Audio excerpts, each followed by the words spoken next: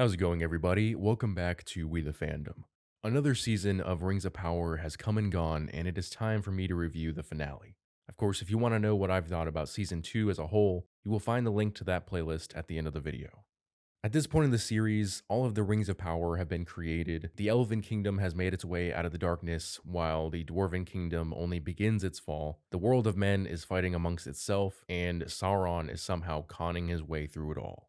So today's video, we're going to start off at the beginning of the episode with Khazad-dûm and the death of King Durin III. So Durin III is facing off against the Balrog. Basically, the line from The Lord of the Rings of how the dwarves were digging too greedily and too deep pays off in this episode when it's revealed that Durin, using the Dwarven Ring to basically find the treasure within the mountain, has led to him to break through into a cavern leading to the Balrog. As he's standing and confronting the Balrog, his son comes up from behind him and tries to convince him to leave and to take off the ring. And he does, in fact, take off the ring, but rather than come to his senses, he decides to launch himself at the Balrog. This seems like a complete waste of the character. The Dwarven story arc was just getting good, in my opinion, and it seems like the writers put themselves into a corner by continuously coming back to the repetitive conflict between father and son. So rather than coming to a satisfying conclusion, they just kill off one of the characters. Except it looks like they're going to put Durin into a similar conflict with his brother, who we didn't know existed until the end of this episode. Also, how did the younger Durin get the ring back? If you notice, right before Durin III jumps at the Balrog, the camera zooms in on the ring sitting on a stone. He purposely laid it there, and then the area caves in as a result of the Balrog's attack. But then it appears at the end along with the other rings. So were the dwarves attempting to claim King Doran's body, or did they really just dig through to find the ring, or what was going on there? That all must happen behind the scenes, because the ring does appear at the end, and Durin the Fourth is not wearing it. Moving on now to the Stranger and the Harfoot storyline. Is this Dark Wizard Saruman? We still don't know for sure. He claims that the Stranger told him to head east once they arrived on Earth, also mentioning that there were 5 of them and the name Manwë, who is the leader of the Valar.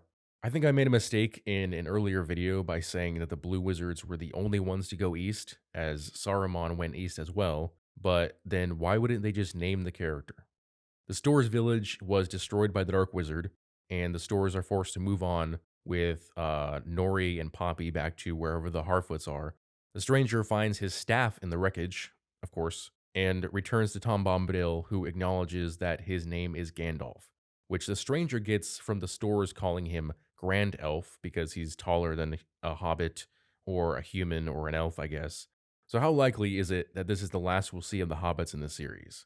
I kind of doubt that they take any part in the War of the Last Alliance. However, in his writing, Tolkien states that members of every kind fight in the war, with only the elves not fighting on Sauron's side, meaning there are humans, dwarves, and possibly hobbits fighting on the side of Sauron in that final battle. As for the Stranger, he was meant to choose friendship in order to get his staff, which is stereotypical, but honestly, I can't think of a way that they could have written that would have been satisfying, because as I mentioned in another video, because of the foundations that they laid in the first season, we're getting further and further away from plot points that they can fix. And I still believe that Tom Bombadil should have nothing to do with preparing Gandalf to face Sauron. Moving on now to Numor. Despite Miriel being accepted by the Valar, or maybe because of that, Pharazôn officially starts rounding up the faithful. Eärien helps Elendil to escape, and before he leaves the city to head west, he meets Miriel, who bestows the blade Narsil upon him. Honestly, I feel like they're moving a little too fast with this plotline, much like in Season 1, how the people of Numenor suddenly turned on Galadriel and Halbrand, and it felt like it came out of nowhere. It wasn't really explained why the Numenorians resented the elves. The writers just boiled it down to, "They took our jobs!" Also, Eärion's change of heart suffers from the speed of the story, as it doesn't feel genuine given what we saw in the 6th episode. And Elendil being given Narsil, the blade that would eventually be reforged and handed to Aragorn as he is tasked by Elrond to reforge the royal line, both broken by Isildur, but it holds no emotional weight. Miriel hands him the white flame, and the music crescendos as she tasks him with reclaiming his lordship. But it just feels empty. Elendil in the source material is one of the lords of Andúnier, a branch of the royal Numenorean line, but they never mention that in the show. What we know of him is that he is a sea captain and a captain of Muriel's guard. They leave us on the cliffhanger of, you need to reclaim your lordship.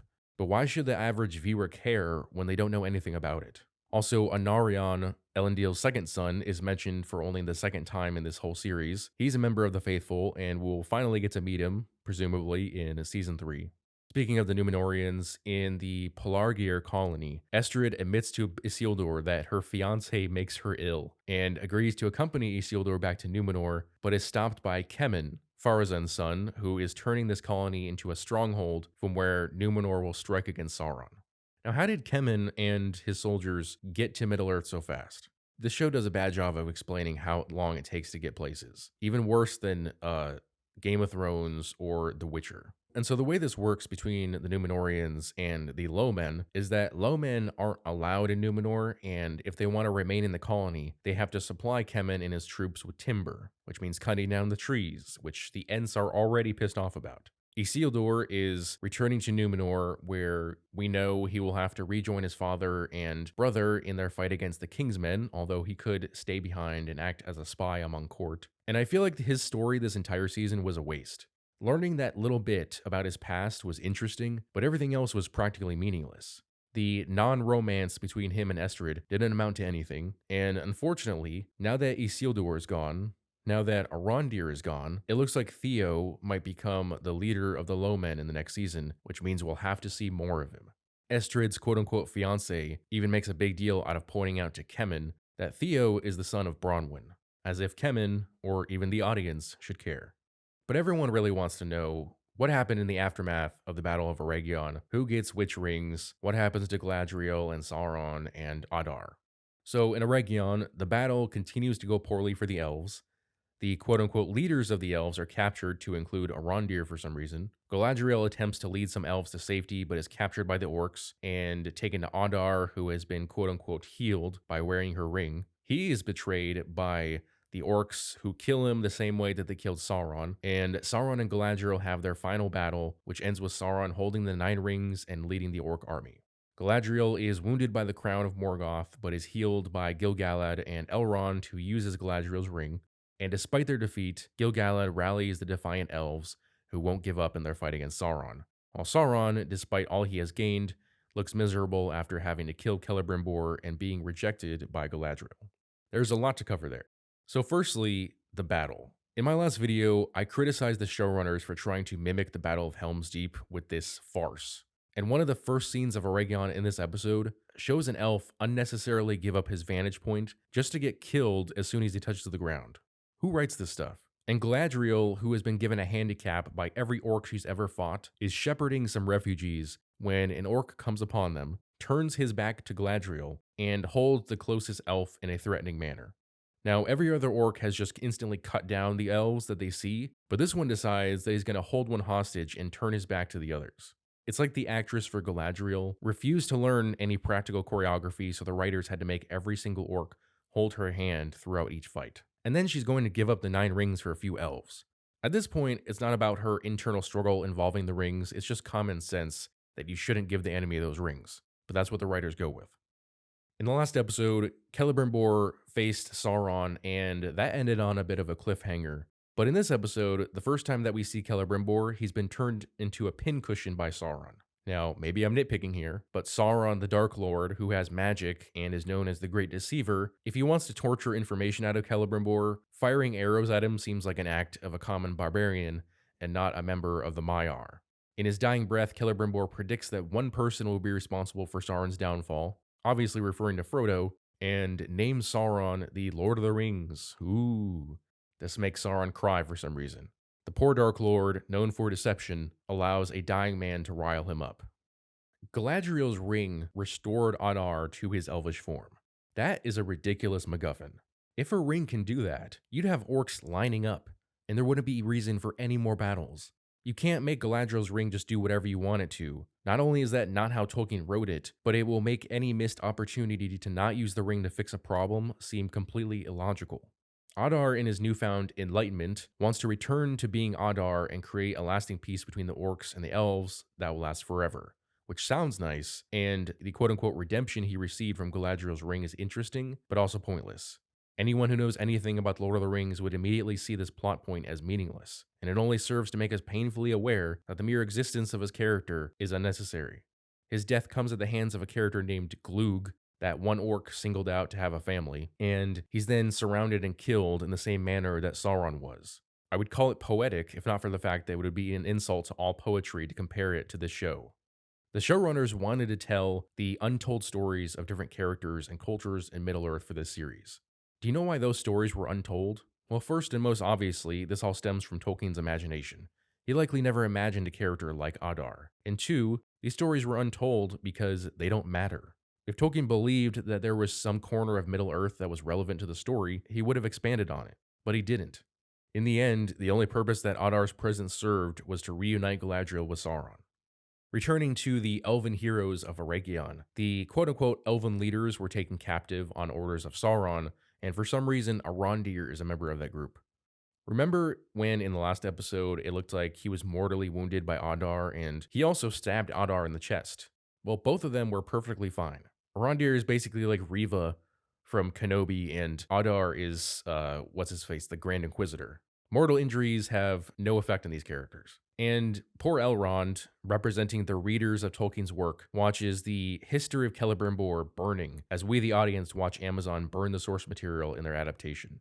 In fact, it's wrong to even call it an adaptation. An adaptation is meant to transfer a story from one medium to another, from words on a page to actors performing on a live set or on a green screen, which is more likely these days.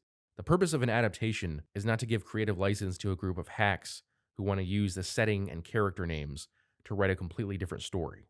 It's telling that Amazon didn't acquire the rights to make Rings of Power until after Christopher Tolkien resigned as head of the Tolkien estate. Just something to keep in mind. So finally, let's talk about this dysfunctional, shouldn't even exist, quote unquote, romance that fake Rings of Power fans and even people making the show have shipped between Sauron and Galadriel. So, this conflict does nothing but demonstrate how illogical Galadriel's actions are and how poor of a manipulator Sauron is. We could talk about the actual fight between the two, but come on. It ends how you imagine. Sauron gets the 9 rings, Galadriel has her ring. The woman who is constantly handed handicaps gets the advantage on Sauron twice before he tries and fails to manipulate her. This incarnation of Sauron couldn't manipulate a doorknob. Let's take a look back at the feats of this great deceiver. In Season 1, Sauron meets Galadriel, and throughout the entirety of the season, he says things to her like, "I'm not the hero. I'm not the king of the Southlands. I'm not who you think I am." And at the end of the season, Galadriel is horrified to learn that all the things she projected onto him turned out not to be true. Sauron didn't do shit. The first episode of Season 2 demonstrated that he's just going with the motions. The great Dark Lord couldn't even convince the orcs to work for him. The orcs. Instead, the sniveling wimp was like, "Don't you dare question me, or I'll do something bad."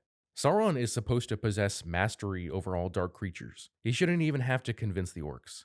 Hell, he needed food to aid him in winning over that warg. His thinly veiled attempt to escape to the elves from Adar's clutches should have led to a sword through the chest. It's only in the next episode that Adar thinks, that might have actually been Sauron. But worst of all is Celebrimbor. Yes, Celebrimbor is somewhat insecure and desires to create something that will always be remembered. But every time that Sauron, in his guise of Anatar, which by the way should have had Celebrimbor questioning him immediately, tries to play on Celebrimbor's hubris, it doesn't work. It's only ever as a result of complete gullibility, denial, and outright stupidity that Celebrimbor falls for these tricks.